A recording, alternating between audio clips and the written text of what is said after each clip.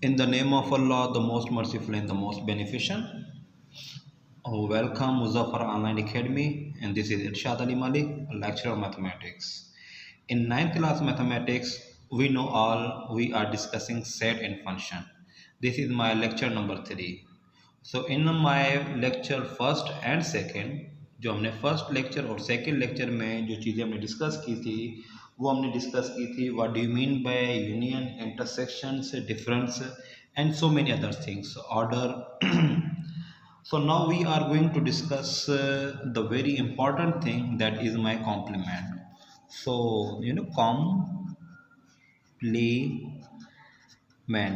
Complement जो है हम लोग आज डिस्कस करनी है सेट के अंदर. कॉम्प्लीमेंट का आप सिंपली जो मकसद निकालेंगे, कॉम्प्लीमेंट का मकसद होता है यू डिफरेंस. बस आप लोगों ने कॉम्प्लीमेंट का मकसद क्या निकालना है, U difference. What do you mean bye you? It is a universal set, right? Universal set like if I'm just writing u to be, if I'm writing u to be 1 2 3 4 and 5, and a is what, let me write 1 2 3, and b is your 3 4 5, right, and c is my 4 and 5. So universal is 1 2 3 4 5, and your a is 1 2 3, b is 3 4 5, and the c is 4 5. माने universal set हमेशा given set से बड़ा होता है, right? The set of all the sets which are under consideration means ऐसा set जिसके remaining जो sets हों वो क्या हों, सबसेट हों. कहने का मतलब मेरा ये, जो ए है, बी है, वो सी है, वो क्या है, तीनों के तीनों सबसेट हैं यू के. और यू आपका क्या है, super set.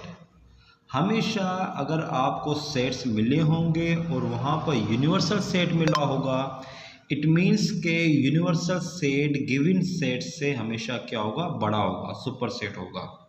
So the definition of universal set is the set of all the sets which are under consideration, right?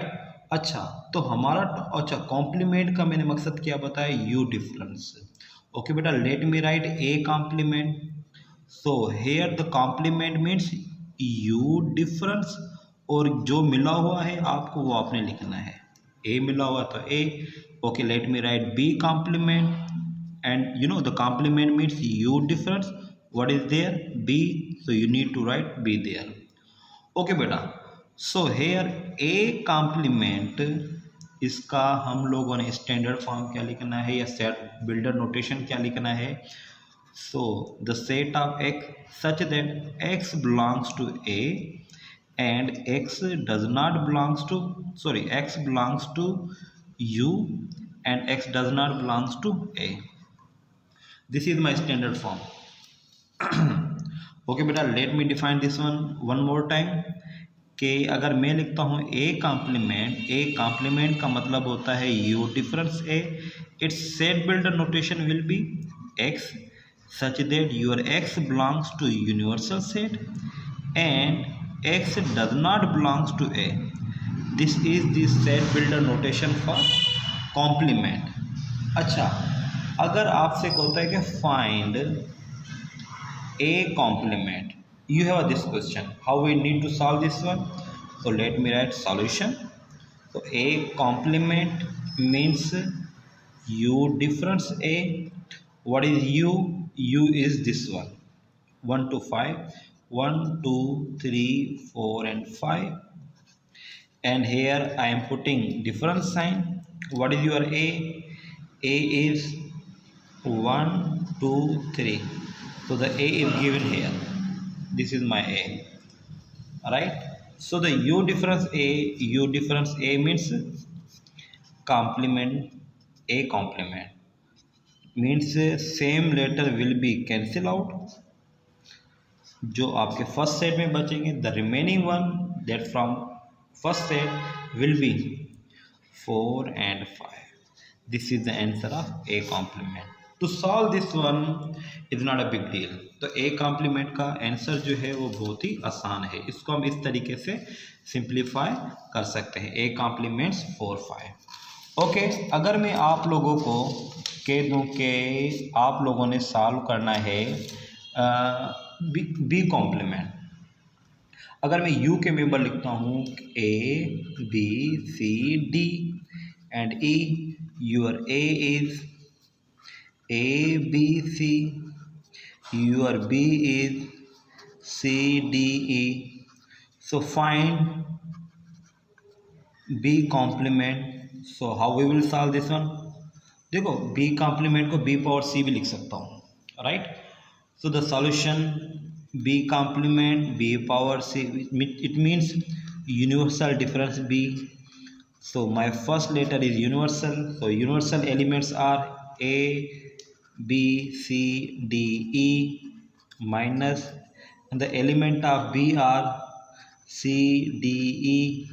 So U difference B means B complement, and the B complement is C C cancel out, D D cancel, E E cancel out. What is in the first set? A comma B. This is the B complement. Okay. Okay बेटा, sometime अगर आपको ये बोल दूँ कि A intersection B whole complement, अब आपको इसको कैसे सिंप्लीफाई करना है? We have a set A which is this one,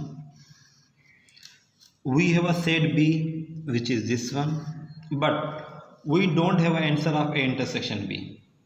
हमारे पास ए इंटरसेक्शन बी का आंसर नहीं है, तो हमने सबसे पहले क्या सिंप्लीफाई करना है? A intersection B. ओके बेटा, शार्ट में हम लोगों ने इंटरसेक्शन पहले ही लेक्चर में डिस्कस कर लिया था, राइट? ए इंटरसेक्शन बी का आंसर बेटा मैं ए लिख देता हूँ, ए है आपका A B C intersection, what is my B? C D E. Intersection means common element, so there A B C C D, here C is common। बेटा A intersection B का answer क्या मिला हमें? C. और we are interested to find the answer of A intersection B whole complement. हमारा जो main target है वो क्या है? A intersection B whole complement का आंसर मालूम करना है। ओके बेटा, कॉम्प्लीमेंट मीन्स यू डिफरेंस। अब क्या है आपको given? A intersection B, right? तो मैं इसको यहाँ पर इसको मैनेज करने की कोशिश करूँगा। यू आपका है ए बी सी डी और E. Difference what is A intersection B? A intersection B का आंसर क्या है? सी। ओके बेटा, तो आपसे मैं एक सवाल पूछना चला हूँ कि what would be the answer of A intersection B whole complement? तो it means C C cancel out, what is in the first set? A B D E, A B D और ई, ठीक है? तो ये answer बन गया हमारा A intersection B whole complement का, ठीक है? तो ये आपका आंसर बन चुका है, ये आप देख सकते हैं। ओके बेटा, कॉम्प्लीमेंट को हमने सॉल्व तो कर लिया, अब आपको मैं कुछ चीज़ें डिस्कस करता चाहता हूँ। Yes, the very important thing. So we have a very most important thing that is called De Morgan law. D Morgan law एक साइंटिस्ट थे, डी मॉर्गन खुद एक साइंटिस्ट थे जिन्होंने एक लॉ दिया, ठीक है? और वो लॉ हमेशा के लिए ट्रू हो गया, सच हो गया। तो और हाँ, लॉ जो है कभी भी गलत नहीं होता, राइट? पोस्टुलेट्स को हम गलत कर सकते हैं लेकिन लॉ हमारा गलत नहीं होता। पोस्टुलेट्स को अगर हम मैथमेटिकल थिंकिंग के एतबार से मैं बात करता हूँ, कोई आपने कॉन्ट्राडिक्टरी एक एग्जांपल दे दिया, उसको फॉल्स करने के लिए दिस कैन बी वैलिड। अच्छा, ये एक अलग डिस्कशन है, मैं इंशाल्लाह नेक्स्ट लेक्चर में आप लोगों को मैथमेटिकल थिंकिंग के बारे में बताऊँगा। यूनिवर्सल क्या होता है आप लोगों का, देयर एग्जिस्ट क्या होता है, what do you mean by quantifier, right? These are the remaining things. इंशाल्लाह वो आपको मैं नेक्स्ट लेक्चर में डिस्कस करूंगा।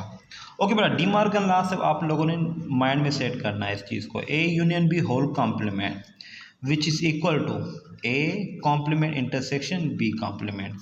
एक ये कंडीशन आप लोगों ने याद करनी है। A union B whole complement which is equal to A complement intersection B complement. If you have A intersection B whole complement, this will be equal to A complement universal union B complement.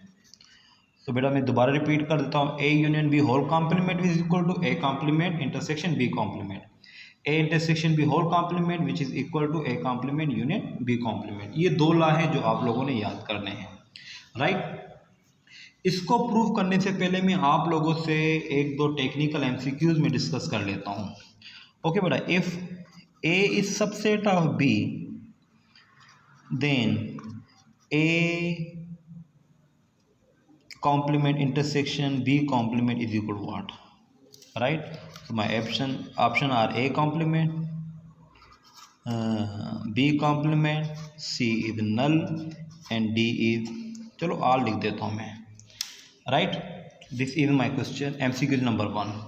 इस type का MCQ sometime पूछा जा सकता है because I have appeared so many tests that was conducted by NTS, STS and so many other agencies, right.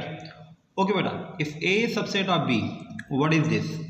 अब आप लोग परेशान हो गए हैं कि यहाँ पर तो कोई हमें सेट मिला ही नहीं हुआ, हमें कोई पर्टिकुलर कंडीशन मिली हुई नहीं है, हमें यहाँ पर कोई भी पर्टिकुलर कंडीशन गिवन ही नहीं है, तो हम इसको कैसे सॉल्व करेंगे। सो बेटा मैं आप लोगों का टाइम वेस्ट किए बगैर एक आपको की बता देता हूँ, इसको हमने कैसे सॉल्व करना है, how to think like mathematician, right. So आपको गिवन कंडीशन है A is subset of B, you know very well, मतलब ए के मेंबर बी में मौजूद होने चाहिए, so that's why it is called A subset of B. So we have this one A complement intersection B complement, right. तो जो कि किसके बराबर होता है, A union B whole complement के, using De Morgan law, this one is equal to that one. So A subset है B का, तो ए यूनियन बी क्या हो जाता है, ए के मेंबर बी में आ जाते हैं, राइट। तो ए के मेंबर बी में आ जाते हैं तो इट मीन्स कि बी जो है समहाउ सुपरसेट है, समहाउ सुपरसेट है, राइट। तो ए यूनियन बी का जो ट्रू आंसर होगा वो होगा B, A union B, A union B is equal B if A is subset of B. So इसका आंसर आ गया बी, तो हमारे पास ये क्या बन गया, B complement, right. Okay, this answer is B complement, I will go to B complement, right. ये आप लोगों का MCQs है जो कि मैंने खुद टेस्ट में इन चीज़ों को सॉल्व कर रखा है और ये चीज़ें दी हुई हैं टेस्ट में।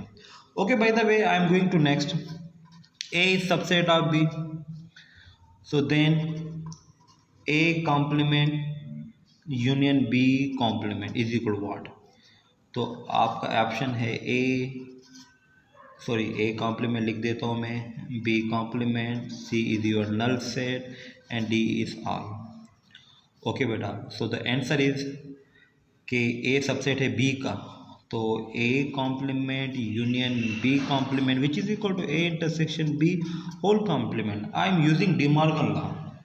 सो ए इंटरसेक्शन बी, अगर ए बी का सबसेट है तो ए इंटरसेक्शन बी का आंसर यकीनन क्या होगा, ए होगा, तो इसके ऊपर कॉम्प्लीमेंट, इसका आंसर बन जाता है ए कॉम्प्लीमेंट, राइट। बेटा इस टाइप के MCQs आप लोग मेंटली तौर पे रेडी रहेंगे, ये आ सकते हैं।